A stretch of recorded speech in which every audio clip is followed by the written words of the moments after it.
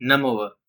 कुछ भी बोलने से पहले मैं एक क्लिप आपको दिखाना चाहता हूँ। एक्चुअली 2 क्लिप्स हैं, तो आप देखिए एंड खुद भी जज कीजिए कि मैं किस बारे में बात करना चाह रहा हूँ। एंड आई एम श्योर कि आप में से बहुत सारे लोगों को ये बात क्लियर हो जाएगा कि मैं किस बारे में बात करना चाहता हूँ, क्योंकि टाइटल आप लोगों ने पढ़ा ही होगा, आई होप सो। तो इससे पहले देखते हैं। This is our model smart bridge. It is specially made for flood detection. Actually, bridge is the main purpose for the transportation and communication. And when the flood came, the bridge get totally destroyed, and the communication and transportation, both the system get stuck. And for avoiding this, we have made the bridge, which consists of ultrasonic sensor and servo motors. Ultrasonic sensor will sense the water level when it comes to the danger level, and the servo motors will help in lifting the bridge. Now we would like to show you the working of this model. When the sense the water, it lifts the bridge up. When the water level get over the danger level, the ultrasonic sensor will sense it and bridge will lift up automatically. And when the water level is rise down, then the bridge will be down. So the conclusion of this model is it helps easily transportation during the flood and does not provide us any problem with this. Thank you. Hello hi. ये हमारा model है traffic turbine. Traffic turbine एक vertical axis wind turbine होता है जो कि mainly design है electricity produce करने के लिए। जिसकी हाईवे के पास से गाड़ियाँ जाती है तो उससे ये टरबाइन रोटेट करता है और एटमॉस्फेरिक विंड से ये रोटेट करता है और इसकी रोटेशनल से इलेक्ट्रिसिटी प्रोड्यूस होती है। ये हम इसको रोड में भी यूज़ कर सकते हैं और रेलवे ट्रैक्स में भी यूज़ कर सकते हैं, क्योंकि रेलवे ट्रेन्स की साइड में स्पीड बहुत ही ज़्यादा रहता है। ये हम इसको रेलवे ट्रैक्स में भी यूज़ कर सकते हैं। इसका वर्किंग प्रिंसिपल ये है, जिसकी काइनेटिक एनर्जी जो होती है मूविंग एयर की, वो इस टरबाइन को रोटेट करती है और ये रोटेशनल एनर्जी जनरेटर के अंदर जाके इलेक्ट्रिसिटी प्रोड्यूस करती है।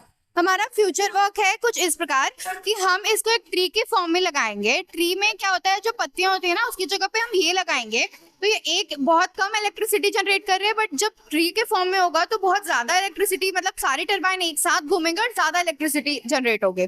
हम इसके ऊपर एक एक्चुअल इसका मॉडल कुछ ऐसा दिखता है और इसके ऊपर हम ना सोलर पैनल भी लगा सकते हैं, जिससे क्या होगा कि हम विंड और सन दोनों की एनर्जी एक साथ हार्नेस करके मतलब उन घरों तक पहुंचा सकते हैं जो इसको अफोर्ड नहीं कर सकते इलेक्ट्रिसिटी को। तो अब बताइए कि इन दोनों में से आपको कौन सा एक्सप्लेनेशन ज़्यादा सही लगा? मतलब हाँ, ऐसा कंटेक्स्ट हो सकता है कि बच्चे अलग हैं। अब ये मैं बात पहले क्लियर करता हूँ कि ये मैंने शूट नहीं किया है, ओके।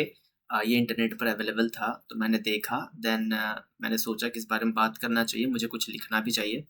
तो इस पर आर्टिकल भी आएगी, मैं पब्लिश करूँगा अपने वेबसाइट पर। एंड ये जो बात है, ये बेसिकली जो चैनल है, ये जो भी चैनल है इनके नाम से है, जो फ्लैश हो रहा था बार बार, एंड उनके चैनल पर ही ये वीडियो अपलोडेड था। तो मैं ये क्लेम नहीं कर रहा हूँ कि मेरा वीडियो है, मैंने इसे जस्ट उठाया है। एंड अगर वैसा कोई बात है तो मैं डिलीट भी कर दूंगा, वैसा कोई दिक्कत नहीं है, अगर उन्हें दिक्कत होती है तो ओके। बट जो भी है, इसे मैंने देखा एंड मुझे ऐसा लगा कि जो एक्सप्लेनेशन है, जो पहले जो एक्सप्लेनेशन दिया था उन बच्चियों ने, मुझे लगता है कि वो एक्सप्लेनेशन ज़्यादा अच्छा हो सकता था अगर वो अपने लैंग्वेज में बात करते। ओके, देखिए क्या बात है ना कि जनरली मैं ऐसा देखता हूँ, जो मेरे साथ एक्सपीरियंस हुआ एंड जो मोस्ट ऑफ द बच्चों के साथ एक्सपीरियंस होता है। अब क्या है कि जब हम बचपन से ही एक भाषा सीख रहे हैं, राइट, एंड बड़े होते हैं फिर और भी कुछ लैंग्वेजेस हम लोग सीखते हैं, जैसे कि इंग्लिश सीखते हैं एंड कुछ भी डिफरेंट डिफरेंट लैंग्वेज भी बच्चे ऑप्ट करते हैं, चूज करते हैं, सीखते हैं, अलग अलग तरह की भाषाएं सीखते हैं। लेकिन जो मोस्ट कॉमन लैंग्वेज जो हमें बेसिकली बोला जाए तो इन्फोर्स किया जाता है ज़बरदस्ती, दैट इज़ इंग्लिश, है ना। अब मैं इंग्लिश के खिलाफ नहीं हूँ, मैं खुद भी इंग्लिश के बहुत सारे वर्ड्स यूज करता हूँ, मैं खुद भी इंग्लिश बोलता हूँ, लिखता हूँ, मैं इंग्लिश के अगेंस्ट नहीं। इट्स राइट, ओके, एक लैंग्वेज है, बट हमें इसे एक लैंग्वेज के जैसा ही देखना चाहिए, ना कि एक एजुकेशन के पॉइंट ऑफ व्यू से। ओके, ना जनरली क्या होता है कि अब मैं जैसे स्टडी कर रहा हूँ, ओके, बहुत सारे एजुकेशन सिस्टम के बारे में, यूएसए का एजुकेशन सिस्टम है, जर्मनी का एजुकेशन सिस्टम है, पोलैंड का एजुकेशन सिस्टम है, नॉर्वे है, चाइना है, साउथ कोरिया है, बहुत सारे कंट्रीज़ के एजुकेशन सिस्टम को मैं स्टडी कर रहा हूँ। एंड मुझे ये क्या पता चला एक एडिशनल चीज़ कि जैसे कि अमेरिका है तो वहाँ पे अगर बच्चों को पढ़ाया जाता है तो इंग्लिश में पढ़ाया जाता है। चाइना है, चाइना भी इंग्लिश एजुकेशन को इन्फोर्स करता है, लेकिन इस तरीके से नहीं जैसे भारत में होता है। एंड वहाँ पे डुअल सिस्टम है कि आप चाइनीज़ में भी पढ़ सकते हो, इंग्लिश में भी पढ़ सकते हो, या आपको जो प्रेफरेबल है, लेकिन ज़्यादातर 2 लैंग्वेज पे वहाँ फोकस किया जाता है, that is Chinese and English. तो अगर आप चाइनीज़ में भी बोल रहे हो, आप एक्सप्लेनेशन दे रहे हो, लिख रहे हो, तो वैसा कोई गलती वाली बात नहीं होती है। लेकिन यहाँ पर जब आप स्कूल में लिखोगे ना, जरा सोचो, जरा माइंडसेट को देखो, स्कूल्स में क्या होता है। क्या जब एक इंग्लिश मीडियम स्कूल पढ़ते हो तो इंग्लिश मीडियम बहुत ही प्री डिफाइंड है कि आपको वहाँ पे इंग्लिश ही करना है, हर चीज़ आपको इंग्लिश करना है, आप इंग्लिश के अलावा वहाँ पे और कुछ नहीं कर सकते हो। हिंदी सब्जेक्ट है, लेकिन हिंदी वाले सब्जेक्ट में बस आपको हिंदी यूज करना है, बाकी हर जगह आपको इंग्लिश यूज करना है। That is the meaning of English medium. And जब हिंदी मीडियम में होते हैं तो हिंदी मीडियम में बोलने का मतलब कि आप हिंदी में हर चीज़ करोगे एंड देन इंग्लिश के सब्जेक्ट में आप इंग्लिश वाली चीज़ें करोगे। ओके, ये तो प्री डिफाइंड एक क्लासिफिकेशन है कि हाँ आप हिंदी मीडियम में हिंदी चीज़ यूज कर रहे हो, इंग्लिश मीडियम में इंग्लिश चीज़ यूज कर रहे हो। लेकिन दिक्कत क्या आती है? दिक्कत ये आती है कि मोस्ट ऑफ अगर मैं इंग्लिश मीडियम वाले के लिए बात करूँ तो इंग्लिश मीडियम के लिए क्या होता है कि सारे बच्चे जैसे नहीं होते हैं ना, कुछ अच्छे होते हैं, कुछ ब्राइट होते हैं एंड कुछ थोड़े वीक होते हैं। अब जो अच्छे बच्चे हैं जो जल्दी चीज़ों को ग्रास्प कर लेते हैं, समझ जाते हैं चीज़ों को जल्दी से, है ना, उनका थोड़ा बेस सही होता है इंग्लिश का, घर में माहौल सही होता है इंग्लिश का, तो उनको जब आप कुछ एक्सप्लेन करना बोलोगे बहुत इजीली एक्सप्लेन कर देते हैं, बहुत अच्छे से एक्सप्लेन कर देते हैं, सुनने में भी अच्छा लगता है, लिख भी लेते हैं बढ़िया से। उनके क्योंकि उनका माहौल अच्छा है, इन्वायरमेंट अच्छा है, वो बचपन से उस चीज़ को कर रहे हैं, क्योंकि भाषा ऐसी चीज़ है कि आप जब बचपन से बोलते हो देन आप उस चीज़ को अच्छे से समझते हो, सीखते हो। एंड जिसका इन्वायरमेंट, जिसके घर में इन्वायरमेंट उस तरह का नहीं है ना, तो उसके साथ क्या होगा? जब आप उसे बोलोगे एक फोटोसिंथेसिस के बारे में एक्सप्लेन करने के लिए, तो वो बेचारा पहले सोचेगा, है ना, फिर समझेगा, फिर उसे ट्रांसलेट करेगा एंड देन फिर बोलेगा। उसमें बहुत सारी त्रुटियाँ होंगी, कुछ गलती होंगी, तो वो भी उसमें ऐड हो जाएंगे। जैसे कि इन्होंने राइस वाटर जब नीचे जाने वाला था तो उसको राइस कह दिया। And when the water level is rise down, then the bridge will be down. तो ऐसी गड़बड़ी होती है कि नहीं? बट मैं उसको गलती नहीं दे रहा हूँ, यहाँ पे गलती इस बच्चे की नहीं है, गलती है स्कूल की, गलती है इस एजुकेशन सिस्टम की। ओके, मुझे क्या लगता है कि एजुकेशन सिस्टम में इतना फ्रीडम होना चाहिए। अब यहाँ हम सब भारत में रहते हैं तो इसका मतलब ये नहीं कि किसी को हिंदी नहीं पता। अब एक स्पेसिफिक स्टेट के बारे में बात करते हैं, पूरे नेशन वाइड के बारे में बात नहीं करते, ठीक है ना। एक पर्टिकुलर स्टेट में जो भी स्कूल है, जो भी एजुकेशन वहाँ दिया जा रहा है, पर्टिकुलर स्टेट में सबको पता है कि वहाँ हिंदी सब बोलते हैं, इंग्लिश मोस्टली लोग समझ जाते हैं, 1-2 वर्ड समझ जाते हैं, राइट। और अगर इंग्लिश मीडियम स्कूल है तो ऐसा तो नहीं है कि वहाँ पे जितने भी अध्यापक या फिर जितने भी टीचर्स वहाँ पे पढ़ा रहे हैं वो सारे के सारे इंग्लिश ही बोलते होंगे, इंग्लिश ही समझते होंगे, फॉरेनर होंगे, उनको हिंदी नहीं आता होगा। ऐसा तो केस नहीं है, सबको हिंदी आता है बोलने के लिए, सबको हिंदी आता है पढ़ने के लिए।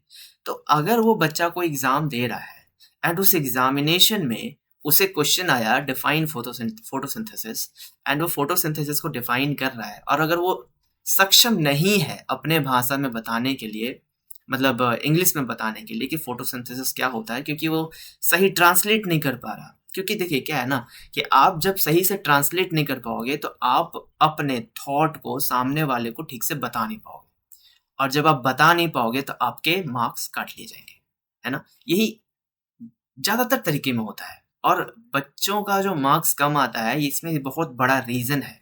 रीज़न यही है कि वो अपने आइडियाज़ को ठीक से एक्सप्रेस नहीं कर पाते हैं उस लैंग्वेज बैरियर की वजह से।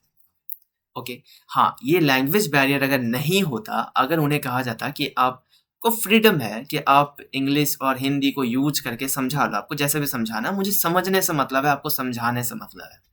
क्योंकि जो साइंस है, जो विज्ञान है, ये विज्ञान क्या कहलाता है, क्या कहता क्या है, ये बस इतना ही कहता है कि जो आपने पढ़ा, जो आपने सीखा, वो आपने समझा कि नहीं समझा। क्योंकि जब आप समझोगे तभी तो आप समाज में उसे अप्लाई कर पाओगे, तभी तो आप कुछ कर पाओगे, राइट। तो इंग्लिश बहुत बड़ा मैटर नहीं है, ये तो भाषा है ना, ये तो आप सीख लोगे कहीं भी, कितने भी अब 6 महीने में सीख लोगे, 1 साल में सीख लोगे, 2 साल में सीख लोगे। बचपन से कोई सीखता नहीं है, सीखना कोई बड़ी बात नहीं है इस लैंग्वेज को। लेकिन इंपॉर्टेंट है कि आप उस अंडरस्टैंडिंग को समझ पा रहे हो कि नहीं समझ पा रहे हो, राइट। तो अगर वो मान लीजिए हिंदी इंग्लिश को मिला करके सही से अगर किसी चीज को समझा सकता है, या सिर्फ हिंदी से अच्छे से समझा सकता है, या सिर्फ इंग्लिश से ही अच्छे से समझा सकता है, तो उसे वो फ्रीडम क्यों नहीं दिया जाता? अगर उसे मन है कि उसे लगता है कि मैं इंग्लिश में बहुत अच्छे से समझा सकता हूँ इस चीज को, तो वो इंग्लिश में समझाएगा, इंग्लिश में लिखेगा। अगर उसे लगता है कि नहीं, मुझे इस वर्ड का मतलब नहीं पता चल रहा है इंग्लिश में और उसे हिंदी पता है, तो वहां पे हिंदी यूज कर सकता है। अगर उसे लगता है कि नहीं मैं बस हिंदी में लिखूंगा, तो वो हिंदी यूज कर सकता है। प्रॉब्लम क्या आती है ना कि यहाँ पे एक एग्जामिनेशन की वजह से 2 एग्जामिनेशन दिए जाते हैं। कैसे, मैं बताता हूँ। अगर आप साइंस का एग्जाम दे रहे हो, सोशल साइंस का एग्जाम दे रहे हो, है ना, अगर आप मैथमेटिक्स का एग्जाम दे रहे हो, तो आपको नहीं लगता कि आप एक एग्जाम देने बैठे हो एक सब्जेक्ट का, लेकिन आप एग्जाम दे रहे हो 2 सब्जेक्ट्स का? ऐसा नहीं लगता? होता है ऐसा। क्यों होता है? क्योंकि जब साइंस का एग्जाम दे रहे हो, आपको डेफिनेशन पूछा है ना, आपको लिखने के लिए बोला गया है, कुछ भी चीज एक्सप्लेन करने के लिए बोला गया है, प्रूफ करने के लिए बोला गया है मैथमेटिक्स में, तो आप वहां पे इंग्लिश यूज करते हो। एंड अगर उस लैंग्वेज में कुछ डिफेक्ट हो जाता है, कुछ आप गड़बड़ लिख जाते हो, तो क्या होता है? आपकी वो क्या बोलते हैं, आपका वो इंटेंशन नहीं होता है गलत लिखने का, आप समझते सही हो, लेकिन जब आप समझ के उसे लिखना चाहते हो तो उसमें कुछ मिस्टेक्स होते हैं, है ना, जो कि जनरली होते हैं एक नॉर्मल भारत में, क्योंकि इंग्लिश हमारा मदर लैंग्वेज नहीं है। तो ये कॉमन सा प्रॉब्लम हर एक स्टूडेंट के लिए। अब जो स्टूडेंट जानते हैं अच्छे से उनके लिए नहीं होगा, but most of the students जो कमजोर हैं उनके लिए नॉर्मल सा है। अगर वो समझ भी रहे हैं इस टॉपिक को तो अच्छे से लिख नहीं पाते हैं। तो जब कन्वे नहीं कर पाए अच्छे से, टीचर को समझ नहीं आया, तो क्या करेगा? मार्क्स देगा क्या आपको? नहीं देने वाला, वो तो सीधा काटेगा ना। तो काटा क्यों? क्योंकि उसे समझ नहीं आया। उसे समझ क्यों नहीं आया? क्योंकि आपने ठीक से एक्सप्लेन नहीं किया। आपने ठीक से एक्सप्लेन क्यों नहीं किया? क्योंकि आप उस सक्षम नहीं हो कि आप उस लैंग्वेज में सही से एक्सप्लेन कर पाओ। आपको तो फ्रीडम नहीं दिया गया ना कि आप जिस तरीके से समझे हो उस तरीके से सामने वाले को समझाओ। अगर मैं पूछूं आपसे कुछ भी चीज, कोई भी चीज, कोई भी चीज एक्सप्लेन करने के लिए बोलो, तो आप इजीली मुझे अपने लैंग्वेज में थोड़ा इंग्लिश थोड़ा सा मिक्स करके आप समझा दोगे, आपको कोई दिक्कत नहीं आएगी। दिक्कत क्या आएगी? जब मैं आपको बोलूंगा सिर्फ इंग्लिश यूज करना है, हिंदी नहीं यूज कर सकते, ये नहीं यूज कर सकते, वो नहीं यूज कर सकते, तब आपको दिक्कत आएगी। तो ये एजुकेशन सिस्टम की बहुत बड़ी फॉल्ट है, मुझे लगता है ऐसा है। क्योंकि अमेरिका में दिक्कत नहीं होता। क्यों नहीं होता? क्योंकि इसलिए नहीं होता क्योंकि अमेरिका में इंग्लिश वहाँ का नेटिव लैंग्वेज है। जो भी लोग यहाँ भारत से वहाँ जाते हैं उन्हें तो नहीं बोला जाता कि तुम हिंदी जानते हो, या तुम मराठी जानते हो, या तुम तमिल जानते हो, तेलुगु जानते हो, संस्कृत जानते हो, तो तुम्हें यहाँ पे उस लैंग्वेज में पढ़ाया जाएगा। नहीं, यहाँ तो उसे भी इंग्लिश सीखना पड़ता है। लिटरली अगर आपको वहाँ पढ़ना है तो आपको इंग्लिश सीखना पड़ेगा। This is the thing. अगर आप कहीं जा रहे हो, लेट्स से जर्मनी जा रहे हो, तो आपको वहाँ जर्मन सीखना पड़ेगा पढ़ने के लिए, क्योंकि वहाँ जर्मन में पढ़ाई होती है, राइट। चाइना जाना है तो चाइनीज सीखना पड़ेगा। तो ये क्या है? जब भारत इतना सही डायरेक्शन में अभी चल रहा है, एजुकेशन सिस्टम, इसे चेंज करना बहुत इंपॉर्टेंट है। इस तरह की जो गलतियां हैं हमारे सिस्टम में, इसी का परिवर्तन होना चाहिए, इसमें चेंज होना चाहिए। क्योंकि ये एक स्टूडेंट को फ्रीडम नहीं देता चीज़ों को एक्सप्लेन करने के लिए, समझने के लिए। टीचर्स भी यही गलती करते हैं। टीचर्स समझाते तो हिंदी में है, पर एक्सपेक्ट करते हैं स्टूडेंट से कि वो इंग्लिश में बोले। क्यों भाई? इंग्लिश में समझाओ। इंग्लिश में एक्सपेक्ट कर रहे हो तो इंग्लिश में ही समझाओ। क्यों नहीं समझा सकते? जब आपको पता है कि आप इंग्लिश से स्टूडेंट को नहीं समझा सकते, तो आप ये क्यों एक्सपेक्ट कर रहे हैं कि जो स्टूडेंट है वो आपको इंग्लिश में समझा दे लिख करके? कैसे आप एक्सपेक्ट कर रहे हो ये चीज? ये फेयर है क्या? आपने हिंदी यूज किया, उसे भी मौका दीजिए ना हिंदी यूज करने का। क्यों नहीं देते? This is the thing that I am talking about. तो ऐसी चीजें हैं। एंड मुझे लगता है कि ये जो चीज है ना, ये बहुत छोटा सा है, छोटा सा, बहुत ही छोटा सा चीज है। भाषा कितना इम्पोर्टेंट है, भाषा लैंग्वेज कितना ज़्यादा इम्पोर्टेंट है कल्चर के लिए, मैं आपको जस्ट अभी लाइव एग्जांपल देता हूँ। अगर मैं बोलता हूँ एजुकेशन एंड आपको इससे बोलता हूँ फील करो एजुकेशन, है ना, एजुकेशन का मतलब क्या है सोचो, एंड देन मैं जस्ट आपको बोलूँगा कि आप ना इसका अनुवाद कर लो, ट्रांसलेट कर लो अपने लैंग्वेज में, है ना। जैसे मैं आपको एग्जांपल देता हूँ, हमारा जो मातृभाषा है हिंदी, है ना, उसमें लोग क्या बोलते हैं, विद्या। अब विद्या और एजुकेशन में ज़्यादा आपको स्ट्रॉन्ग फीलिंग कौन दे रहा है, ये आप खुद डिसाइड करो। अंदर दिल में हाथ रखो एंड ये बताओ कि एजुकेशन एंड विद्या में आपको कौन ज़्यादा स्ट्रॉन्ग फीलिंग दे रहा है, किससे आप ज़्यादा कनेक्टेड महसूस करते हो, किसे आप ज़्यादा अच्छे से ग्रास्प कर पाते हो उसके अंडरस्टैंडिंग को। क्योंकि जो लैंग्वेज है ना, वो दिमाग में, हृदय में डीप रूटेड होता है। हमें उस लैंग्वेज आइडेंटिटी को खोना नहीं चाहिए। एपीजे अब्दुल कलाम ने कहा था, क्या कहा था, कि मैंने अपनी एजुकेशन अपनी मातृभाषा में की। ये जो कईयों के रोल मॉडल है, मुझे नहीं लगता ये कहीं से भी गलत है, कहीं से गलत नहीं। अगर ये अपने मदर लैंग्वेज में पढ़ करके इस लेवल तक जा सकते हैं, और वही रीजन है कि ये इस लेवल तक गए। हाँ, ऐसे बहुत सारे एग्जांपल्स हैं कि हमारे ही एजुकेशन सिस्टम से निकल के गए हैं, लेकिन आज जरा आप खुद सोचिए ना कि रिसर्च में कितना कंट्रीब्यूशन है भारत, कितना है? नहीं है। प्रैक्टिकल कंट्रीब्यूशन कितना है भारत का? नहीं। पता है क्यों? इसीलिए क्योंकि इस वजह से। आप इस रिकॉर्डिंग को देखिए एक बार। Good morning, my dear friends. I am Adiba. I read in class 7. My school's name is Shri Bhamanlal Kalawal Mandir. My class teacher name is Ranjana ma'am. So let's start. Air is the most important element of the human environment. Man cannot live a single moment without air. But we do not think that is it. We who pollute the most vital element. Clean air is essential for life. Air is polluted in many ways. Smoke pollutes air. Man makes fires to cook his food, to make bricks, burns refuels, mats and pitch for road construction, and burns food. Again, all these things create smoke and heavy smoke, and this smoke pollutes air. The most serious air pollution occurs in big cities where there are many buses, trucks, cars, and use straight every day. Sometime क्या लगा देख के? Simple सा दिख रहा है कि इसने बस लाइन बाय लाइन याद किया है एंड बोला है। ओके, गलती इस बच्चे की नहीं है, एकदम भी नहीं है। गलती किसकी है? इसके टीचर की, जिन्होंने ये लिख करके दे दिया एंड कहा कि याद कर लो। अब हो सकता है कि टीचर ने दिया हो सकता है इस बच्चे ने खुद किया हो, सिचुएशन कुछ भी हो सकता है, मुझे इस बारे में नहीं पता। लेकिन ये जो भी सिचुएशन है, ये आपको कहीं से आगे लेकर के नहीं जाने वाला, ना स्टूडेंट को, ना टीचर को, ना ये देश को, किसी को आगे नहीं लेकर के जाने वाला। अगर आपको सही से समझना है तो आपको आपके मातृभाषा में समझना है, चाहे वो हिंदी है, चाहे वो मराठी है, चाहे वो तेलुगु है, तमिल है, जो भी है, आपको उस लैंग्वेज में समझना है। इंग्लिश सीखिए, क्योंकि एजुकेशन सिस्टम ही ऐसा है कि फिलहाल तुरंत तो हम चेंज नहीं कर सकते। तो मेरा मानना है कि मुझे इस एजुकेशन सिस्टम में घुस कर इसे चेंज करना होगा, तो मैं अपना पूरा ट्राई करूँगा। मुझे ये प्लेटफॉर्म बिल्ड ही इसीलिए करना है कि मैं इस एजुकेशन सिस्टम के कोर को चेंज कर सकूं, क्योंकि ये वही कोर है जो कोर पूरे भारत को, पूरे देश को स्पॉइल कर रहा है। ये कोर खराब हो चुका है। बहुत सारी चीज़ें अच्छी हैं, बची हुई हैं, जिन्हें हमें और अच्छे से संजो के आगे लेकर के चलना है, बट ऐसी चीज़ें हैं कुछ जो खराब हो चुकी हैं, जिसे निकाल के हमें फेंकना होगा एंड कुछ नए पार्ट्स लगाने होंगे। ये सिस्टम बहुत इम्पॉर्टेंट है और इस सिस्टम को ठीक करना बहुत इम्पॉर्टेंट है।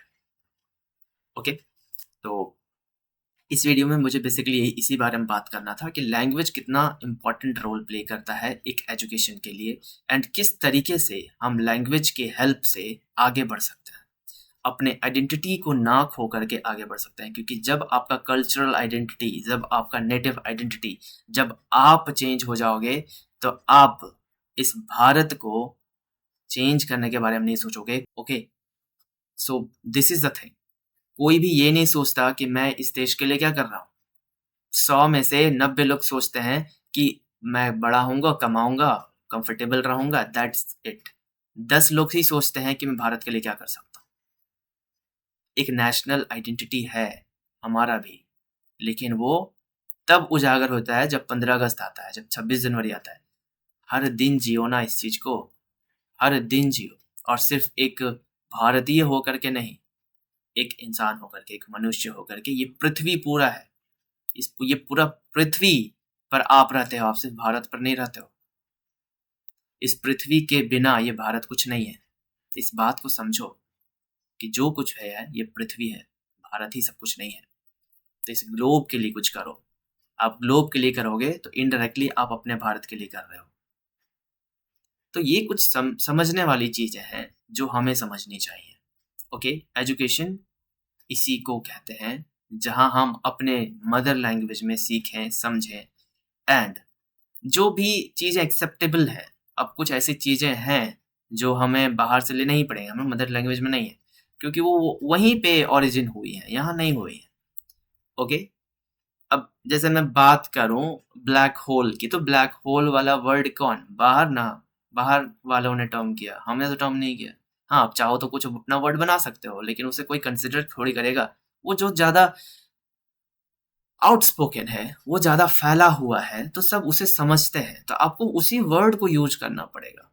तो वर्ड आप यूज करो ना, आपको जो भी वर्ड यूज करना है, कौन रोक रहा है? वर्ड यूज करो, लेकिन समझो अपने लैंग्वेज में, बोलना सीखो अपने लैंग्वेज में। अपने कल्चर को मत ये करो, अपने आइडेंटिटी को मत डिस्ट्रॉय करो। ओके, अगर इसमें कुछ भी आपको अपना एडवाइस करना है, या मुझसे कोई गलती हुई, मैंने कुछ गलत कहा, तो मैं भी अपने ओपिनियंस को चेंज करने के लिए ओपन रहता हूँ। मैं भी अपने ओपिनियंस को चेंज करना चाहूँगा अगर मैंने कुछ गलत कहा है, या शायद मैं गलत तरीके से सोच रहा हूँ, ये भी पॉसिबल है, ठीक है ना। तो अगर ऐसा है तो आप बोल सकते हो, बता सकते हो, कमेंट तो आपके लिए खुला है हमेशा के लिए। मैं हर एक चीज़ों को रैशनली सोचना चाहता हूँ, देखना चाहता हूँ, समझना चाहता हूँ, इस पूरे देश को अच्छे से समझना चाहता हूँ। मैं भले यहाँ रहता हूँ भारत में, लेकिन मुझे लगता है कि मैं बहुत एक छोटे से डोमेन में हूँ, एंड इसीलिए मैंने ये स्टार्ट भी किया कि मैं एक बड़े डोमेन तक रीच कर सकूँ, ताकि मैं सबको समझ सकूँ। और जब मैं ज़्यादातर लोगों को समझूंगा तो मेरे लिए सॉल्यूशन को निकालना ज़्यादा ईजी हो जाएगा। मेरे दिमाग में सॉल्यूशन है, बहुत सारे सॉल्यूशंस हैं, एंड मुझे लगता है कि वो कारगर है, लेकिन मेरे पास वो अपॉर्चुनिटी नहीं है। तो मैं चाहता हूँ कि मैं उस अपॉर्चुनिटी को बिल्ड करूँ, एंड उसके लिए मुझे पहले समझना होगा, एंड उसे समझने के लिए मुझे आप लोगों की ज़रूरत है। ओके, तो धन्यवाद।